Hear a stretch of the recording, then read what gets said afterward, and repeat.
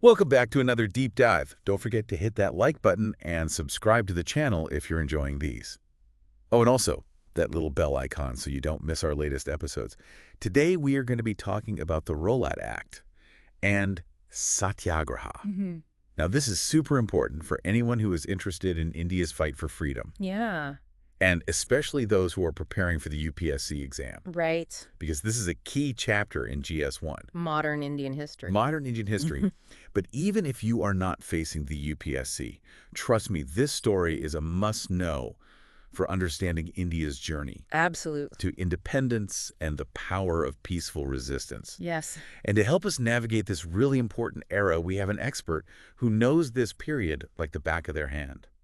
Welcome. It's a pleasure to be here. I'm excited to dive in. This is a fascinating period, and it still has so much to teach us. Okay, so let's set the stage a little bit. Okay. It's 1919. World War I has just ended. Right. And India, they supported the British war effort, hoping for some well-deserved rewards. Yeah. Maybe some steps towards self-rule. Right. But the British had a different script in mind, right? Exactly. You see, during the war, they implemented this thing called the Defense of India Act. Oh, okay. Of 1915. 1915. Okay. And it was meant to be a temporary measure, just to curb any opposition that they were facing toward the war effort. But as those wartime anxieties morphed into peacetime paranoia about growing nationalist sentiment, the British decided, hey, let's hold on to these powers. Yeah, why not? We're not ready to let go of the reins just yet. Right. Yeah. So they didn't reward India's loyalty. They kind of doubled down on control. Yeah. So this is where the Rowlatt Committee kind of enters the picture, right? Exactly. So they formed this committee to investigate, quote-unquote, revolutionary conspiracies. Oh. And their recommendations, well, let's just say they weren't exactly about granting India more freedom. Okay, so let me guess. The infamous Rowlatt Act, which basically threw the idea of due process out the window. Pretty much. It sounds like they were kind of playing a game of carrot and stick. Yeah. And the Rowlatt Act was definitely the stick. You got it. The Government of India Act of 1919, with its very limited reforms, was kind of dangled as the carrot. Okay. But the Rowlatt Act, yeah, that was the heavy stick, meant to crush any dissent. This act allowed the British to detain anybody suspected of sedition. Okay. And I want to emphasize the word suspected for up to 2 years. Wow. No right to appeal. No. No jury. Goodness. Just straight to jail. Just straight to jail. Imagine the fear and outrage this must have sparked. It's unbelievable. It's mind-boggling. Yeah. To think that those very principles of justice and fairness that the British claimed to be champions of Right. were completely disregarded. Just totally trampled upon. What exactly constituted sedition under this act? It just seems like a very vague and dangerous term. You're right. The definition was very broad, very open to interpretation. Essentially, any speech or action that the British perceived as threatening to their authority could just get classified as sedition. Wow. So that gave them immense power to silence any opposition. Yeah. It just created this atmosphere of fear and repression. So essentially, even whispering the word freedom could land you in big trouble. You got it. No wonder Indians felt betrayed. They had put their faith in the British. They supported them during the war. Right. And this is how their loyalty was repaid. Talk about a slap in the face. Yeah. It was definitely a turning point. This just blatant disregard for basic rights ignited a firestorm of anger across India. Right. And in this moment of crisis, a leader emerged ready to challenge the might of the British Empire with a weapon that they hadn't anticipated. Right. Satyagraha. Enter Mahatma Gandhi. Exactly. Right. Yeah. I imagine a lot of our listeners, especially those who are prepping for the UPSC, are very familiar with the term Satyagraha. But let's break it down a little bit for those who might be new to this concept. What exactly is Satyagraha? So Satyagraha means truth force. Okay. And it was Gandhi's philosophy of nonviolent resistance. Right. It was based on the idea that the power of truth and love could overcome any injustice. Okay. Gandhi believed that by refusing to cooperate with unjust laws and by appealing to the conscience of the oppressor, that the oppressor would eventually be forced to concede. It sounds almost radical in its simplicity. Fighting injustice with truth and love.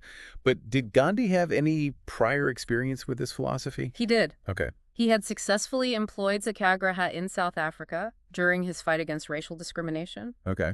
But the Rowlatt Satyagraha, this is the first time he deployed this on a massive scale in India. Okay. So it was a bold move, a true David versus Goliath battle against the most powerful empire in the world. And how did he actually translate this philosophy into action against the Rowlatt Act? Yeah. What did Satyagraha actually look like on the ground? So imagine a call to action that resonated through every corner of India. Gandhi urged Indians to engage in hardles. These were peaceful strikes that just brought cities to a standstill. Wow. Businesses shut down, workers laid down their tools, and the economic machinery of the British Raj just started to sputter. A nationwide shutdown. I'm picturing deserted streets, closed shops, Yeah. and a palpable sense of defiance in the air. Absolutely. But it wasn't just about hurdles, right? Yeah. What other forms of protest did Satyagraha take? So that's just the tip of the iceberg. Okay. Think mass rallies, public meetings, and people were signing pledges to disobey the Rowlatt Act. Oh, wow. Gandhi understood the importance of organization, so he established Satyagraha Sabhas. Okay. These were committees dedicated to coordinating the movement, spreading awareness. So it was like a multi-pronged approach. Yeah. Economic disruption through the hurdles, Right.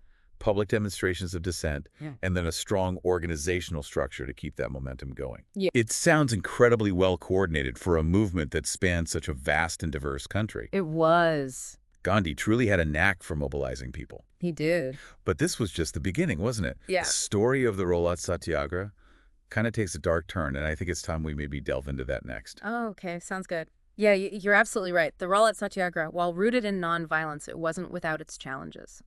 As the movement gained momentum, tensions escalated, and in some places, unfortunately, those tensions boiled over into violence. It's kind of a tragic irony, isn't it? Yeah. A movement committed to peaceful resistance facing a violent backlash. And this is where the Jallianwala Bagh massacre enters the picture. This horrific event that really became a turning point in India's struggle for independence. But before we delve into that dark chapter, I'm kind of curious about Gandhi's response to these outbreaks of violence. How did he reconcile these events with his core principles of Satyagraha? Well, Gandhi was deeply troubled by the violent sexury. He saw it as a betrayal of the very essence of Satyagraha, and he even called it a Himalayan blunder. A Himalayan A blunder. Himalayan blunder. He felt that the masses needed further education on the true principles of nonviolent resistance before the movement could continue. So he made the difficult decision to call off the Satyagraha. It was a strategic retreat, a pause to kind of regroup and reaffirm the core values of the struggle. So he recognized that for Satyagraha to be effective, it had to be unwavering in its commitment to nonviolence. Exactly. It's a testament to his pragmatism and his willingness to adapt his strategy, as the situation demanded. But sadly, the violence didn't end with the suspension of the Satyagraha. Let's take our listeners to Amritsar on April 13th, 1919. Okay. The day of Baisakhi. Right. A joyous festival that turned into a day of just unimaginable horror. Yeah. Can you set the scene for us? What was happening in Amritsar on that day? Okay, so imagine the bustling city of Amritsar, adorned with, festive decorations. The air is filled with the sounds of celebration.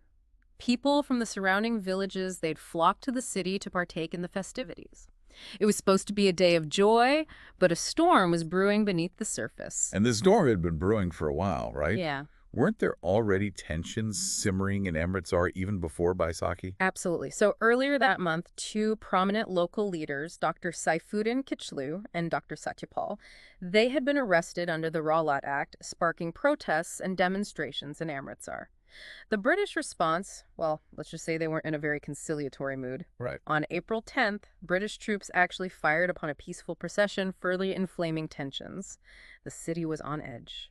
So against this backdrop of mounting tension, thousands of people gathered at Jallianwala Bagh, Right. a walled garden, on the day of Baisakhi. Were they all there to protest? Or were some just there celebrating the festival? It was a mixed crowd. Some were there to participate in the political meeting that had been organized, Okay. others to celebrate the festival, and some were probably just curious about all the commotion.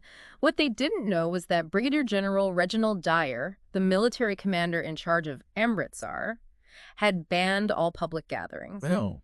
He was determined to make an example of those who defied his orders. And this is where the story takes a truly horrific turn. Yes. Dyer arrives at Jallianwala Bagh with his troops, And without warning, without even giving the crowd a chance to disperse, he orders his soldiers to open fire. Yeah. Could you describe what happened next? It was a scene of absolute chaos and terror. Picture this. A densely packed crowd trapped within the walls of the garden. There was only one narrow entrance and exit. Dyer's soldiers, they blocked the exits, trapping these terrified people inside. Oh, wow. And then they opened fire, indiscriminately shooting into this mass of humanity for 10 agonizing minutes. 10 minutes. It's hard to even fathom the sheer panic and helplessness those people must have felt. Yeah. Trapped and fired upon with no escape. What happened after the firing stopped? Did anyone try to help the wounded? No. Dyer, in a chilling display of callousness, he marched his troops away without offering any aid to the wounded. It's unbelievable. He later admitted that his intention was to inflict a severe lesson on the people. The aftermath was just a scene of unimaginable carnage. Hundreds lay dead or dying, their cries mingling with the wails of the injured. The official death toll, which is likely a vast underestimate, stands at over 1,000 with over 1,500 wounded. It's just a stain on history. Yeah. A brutal act of violence that really shook India and the world. How did the British government react to the massacre? Surely there was widespread condemnation. Well, the massacre sparked outrage both in India and internationally. And the British government, facing immense pressure, was forced to set up an inquiry, the Hunter Commission, to investigate the events. However, the commission's findings were far from satisfactory. While they condemned Dyer's actions, they stopped short of delivering true justice. So Dyer escaped real consequences for his horrific crime. Pretty much. It seems like a slap on the wrist for such a brutal act. But the memory of Jallianwala Bagh, I mean, that wasn't so easily erased. No, you're absolutely right. The massacre left a very deep scar on the Indian psyche. It became a rallying cry for the independence movement, fueling the flames of resistance against British rule. Years later, Udham Singh, an Indian revolutionary, assassinated Michael O'Dwyer. He was the lieutenant governor of Punjab at the time of the massacre, and he had supported Dyer's actions. Oh, wow. It was a powerful act of retribution, a testament to the enduring impact of Jallianwala Bagh on the Indian consciousness. It's a chilling reminder of the long shadow cast by violence. But in the face of such brutality, the spirit of resistance endured. Let's shift our focus now to the broader legacy of the Rowlatt Satyagraha. Despite the tragedy of Jallianwala Bagh, this movement played such a crucial role in shaping India's path toward independence. Yeah. Can you elaborate on that for us? What were some of the lasting impacts of this movement? It really did. The Rowlatt Satyagraha, even with this tragic turn, it planted the seeds of change. Yeah. That would blossom into a full-fledged fight for freedom. Think of it as a crucial training ground for the Indian people. They learned the power of collective action, of standing up to injustice, and using nonviolence as a really potent weapon. So it wasn't just about reversing a single law, Right?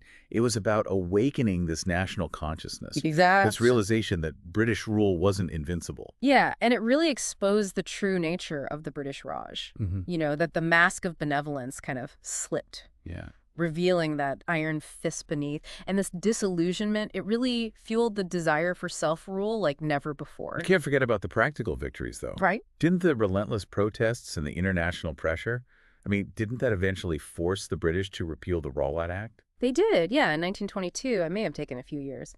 But the fact that the British were forced to back down showed the world that their power wasn't absolute. And you can imagine the boost this gave to the morale of the independence movement.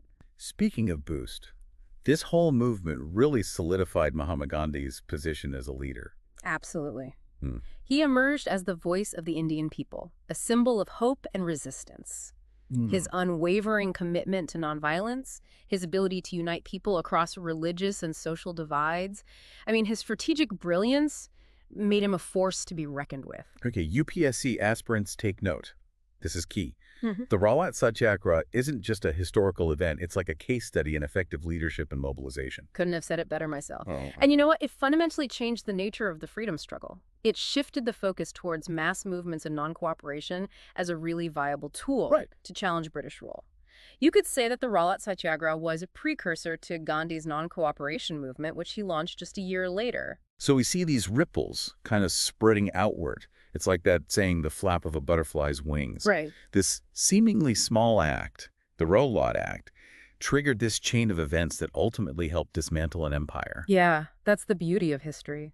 Those seemingly insignificant moments can have the most profound consequences.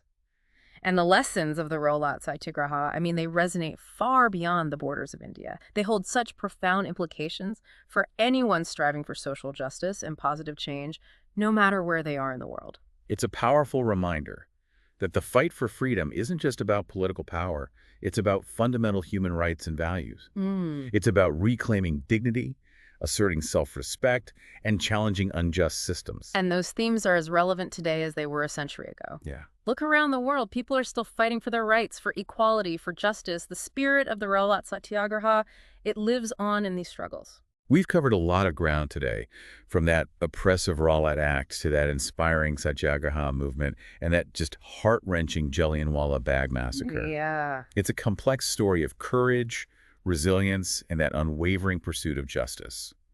We hope that this deep dive has provided you with some really valuable insights, whether you're prepping for the UPSC or simply curious about this just pivotal moment in India's history. It's a story that continues to inspire us today. The fight for a just and equitable world is an ongoing process, and the spirit of the Rowlatt Satyagraha can really guide us in our own pursuit of positive change. So as we wrap up, we'll leave you with a thought-provoking question. How do the lessons of the Rowlatt Satyagraha resonate in the modern world? How can we apply those principles of nonviolent resistance to the challenges we face today? Think about it, discuss it, and let's keep the conversation going. Thank you for joining us on this journey through history. And to all our listeners, thank you for tuning in to The Deep Dive. Don't forget to hit that like button, subscribe to the channel, and ring that bell for more deep dives into those fascinating chapters of history. Until next time, keep learning, keep questioning, and keep that spirit of curiosity alive.